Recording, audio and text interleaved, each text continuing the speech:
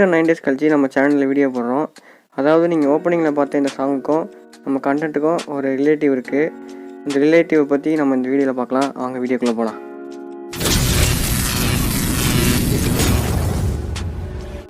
இந்த flute sound பிடிக்காத பசங்களே இருக்க முடியாது.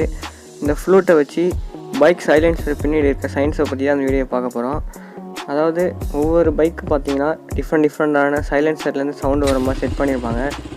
கேடிஎம் பைக்குக்கு ஒரு சவுண்டு, ராயல் என்ஃபீல்டுக்கு ஒரு சவுண்டு, பல்சருக்கு ஒரு சவுண்டு, அந்த மாதிரி டிஃப்ரெண்ட் சவுண்டு வந்து அந்த கம்பெனிக்குன்னே வச்சுருப்பாங்க.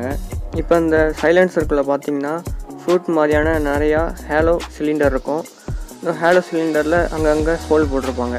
அதுவும் இல்லாமல் சிலிண்டரில் வந்து இந்த ஏரை ஃபில்ட்ரு பண்ணுறதுக்காக ஃபில்டரும் வச்சுருப்பாங்க. அதாவது இன்ஜின்லேருந்து வர பிளாக் ஏர் வந்து ப்யூரிஃபை பண்ணி தான் வெளில அனுப்பணும். அப்படி இல்லைன்னா அது வந்து அஃபென்ஸு. இப்போ ட்ராவல்ஸில் இருக்க காரு, ட்ரிப் அடிக்கிற ஹெவி வெஹிக்கல்ஸ் எல்லாமே பார்த்திங்கன்னா ஆடியோ ஆஃபீஸில் வந்து எஃப்சின்னு ஒன்று போயிட்டு வரும். எஃப்சி போகிறப்ப ஆடியோ வந்து ஏர் பொல்யூஷனுக்காக எக்ஸாஸ்ட்டை செக் பண்ணுவார். அப்போ வந்து ப்யூரிஃபை ஆக இல்லைன்னா அந்த இது வந்து ரிஜெக்ட் பண்ணிடுவார். திரும்ப நம்ம ரிப்பேர் பண்ணி கொண்டு வரணும். நீங்கள் வேணால் யோசிக்கலாம், பைக்கில் வந்து சைலன்சர் வெளில இருக்குது, ஆனால் லாரி, பஸ் அந்த மாதிரி ஹெவி வெஹிக்கிள்லாம் எக்ஸாஸ்ட் பைப் மட்டும் தானே வெளில வருது, இதில் எங்கே ஃபில்டர் இருக்குன்னு பார்த்தீங்கன்னா லாரியோட பேக் சைடில், அதாவது டிரைவர் சைட்லேருந்து 3 to 4 feet பின்னாடி தான் அந்த ஃபில்டர் இருக்கும். மேக்ஸிமம் இந்த ஃபில்டரை வந்து கிட்டக்க தான் வைக்க பார்ப்பாங்க. ஏன்னா எக்ஸாஸ்ட் பைப்பு லென்த் ஆக அதோட ப்ரெஷர் வந்து அதிகமாகும். இன்ஜினில் ப்ரெஷர் அதிகமாகிடுச்சுன்னா அதோட கெப்பாசிட்டி கம்மியாகும். இதே 4 வீலர் காரில் பார்த்திங்கன்னா அந்த எக்ஸாஸ்ட் வந்து பேக் சைடில் தான் இருக்கும்.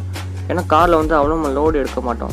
இதே இப்போ லாரி, பஸ் அந்த மாதிரி ஹெவி வெஹிக்கிளில் பார்த்தீங்கன்னா டன் கணக்கில் நம்ம லோடு இருக்கிறதுனால எக்ஸாஸ்ட் கிட்டே தான் இருக்கும்.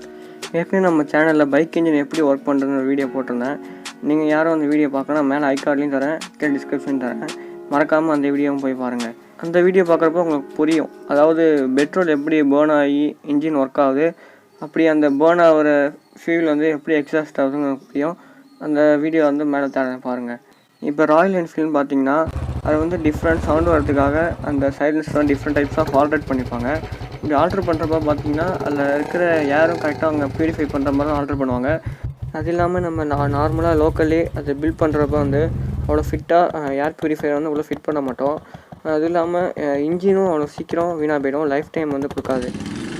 மேக்ஸிமம் டிஃப்ரெண்ட் பைக்கில் வந்து டிஃப்ரெண்ட் சவுண்டு வரதுக்கு இதுதான் காரணம். வீடியோ ஸ்கிப் பண்ணாமல் கடைசி வரைக்கும் பார்த்தவங்களுக்கு ரொம்ப நன்றி. நீங்கள் நம்ம சேனலுக்கு புதுசாக இருந்தால் மறக்காமல் சர்ப்ரைஸ் பண்ணுங்கள். இந்த வீடியோ நல்லா இருந்தால் உங்கள் ஃப்ரெண்ட்ஸ்க்கும் ஷேர் பண்ணுங்கள், கமெண்ட் பண்ணுங்கள், லைக் பண்ணுங்கள். தேங்க்யூ.